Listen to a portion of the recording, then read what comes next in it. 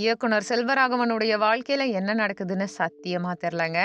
என்ன ஏதுன்னே புரியல. அவர் தத்துவமா நெறைய பதிவுகள் இட்டுட்டே இருக்காரு. அதுவும் போயிட்டு தான் இருக்கு. ஒரு பக்கம் பார்த்தீங்கன்னா, அவருடைய மனைவி கீதாஞ்சலி என்ன பண்றாங்கன்னா, அவங்க சம்மந்தப்பட்ட எல்லா புகைப்படங்களையும் நீக்குறாங்க. அதே மாதிரி இவருடைய தரப்புலயும் அது மாதிரி தான் ஏதோ நடக்குது. செப்பரேட் ஆக போறாங்களா? என்ன சுத்தி நடக்குது?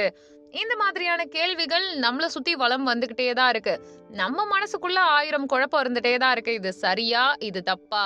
இது என்ன மாதிரி கோணத்துல போயிட்டுருக்கு? இத நம்ம எப்படி பார்த்துக்கணும்? நம்ம மைண்டுக்குன்றத தாண்டி இதுக்குள்ள என்ன இருக்கு? இந்த கேள்விகள் எல்லாமே நம்மள சுத்தி வலம் வந்துட்டு தான் இருக்கு. அதையும் தாண்டி இப்போ இயக்குனர் அவர்கள பத்தி சொல்லணும்னா, ஏற்கனவே அவர் பார்த்தீங்கன்னா, சோனியா அகர்வால தான் காதலிச்சு திருமணம் செஞ்சிருப்பாங்க. 2 பேருக்கும் சுத்தமா செட் ஆகல. அதனால செப்பரேட் ஆயிட்டாங்க. அதுக்கப்புறம் மயக்கமென்ன படத்துல இருக்கக்கூடிய டெக்னீஷியனான கீதாஞ்சலிய காதலிச்சு திருமணம் செஞ்சிருக்காங்க. மொத்தமா பார்த்தீங்கன்னா 3 குழந்தைகள் இருக்காங்க. எல்லாமே சிறப்பா போற சமயத்துல என்ன பிரச்சனைன்னு ஒண்ணுமே புரியல.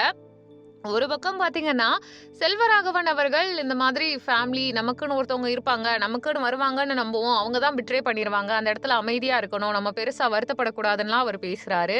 இதெல்லாம் சுத்தி நடந்துட்டு இருக்கு. என்னடா வாழ்றோம்? நமக்குன்னு ஏதாவது முடிவு இல்லையா? அப்படின்லாம் தோணும். ஆனா அமைதியா இருந்துட்டா நம்ம ஜெயிச்சிடலான்ற மாதிரி அவர் பேசுறதெல்லாம் கேட்கும்போது பயமா இருக்கு. ஸ்டார்ட்டிங்ல மோட்டிவேஷனலா இருந்த விஷயங்கள்லாம் இப்ப பாக்க பாக்க அவங்களுக்குள்ள என்ன பிரச்சனை அப்படின்ற கியூரியாசிட்டியையும் கிளப்புது. அதே மாதிரி அண்ணனும் அண்ணியும் பிரியக்கூடாதுன்னு சொல்லிட்டு தனுஷ் அவர்கள் தரப்புல இருந்து பேசினதாவும் சொல்லப்படுது. சிலர் என்ன கலாய்க்கிறாங்கன்னா, ஃபர்ஸ்ட் இவரே சிங்கிளா தான் இருக்காப்புல. இவர் வந்து அண்ணனுக்கு சொல்றாரா? இவர் அப்ப பிரிஞ்சிருக்க கூடாதுல்லன்ற மாரியும் பேசிட்டு இருக்காங்க.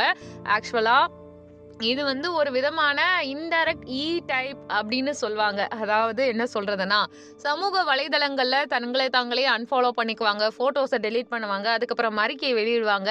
அப்புறமா வந்து டைவர்ஸ்க்கு அப்ளை பண்ணுவாங்க. ஃபைல் ஆகும். அப்புறம் பிரிஞ்சிருவாங்க. ஜீவனாம்சம் பத்தி பேசுவாங்க. செலிபிரிட்டீஸ் மோஸ்ட்லி கேர்ள்ஸ்லாம் ஜீவனாம்சம் கேட்கறதில்ல. இந்த மாதிரி தான் இதுவும் போகுமான்ற ஒரு குழப்பமும் வந்துட்டு இருக்கு. எதனால ஏன்னு தெரியல. இந்த மாதிரி அவங்க ஒரு வேளை பிரிஞ்சுட்டாங்கன்னா என்ன நடக்கும்ன்றது பெரிய வலியா இருக்கு. உங்களோட கருத்து என்னன்றத கமெண்ட் பண்ணுங்க. நம்ம சேனல லைக் பண்ணுங்க, ஷேர் பண்ணுங்க, சப்ஸ்கிரைப் பண்ணுங்க, பெல் ஐகான கிளிக் பண்ணி வச்சுக்கோங்க.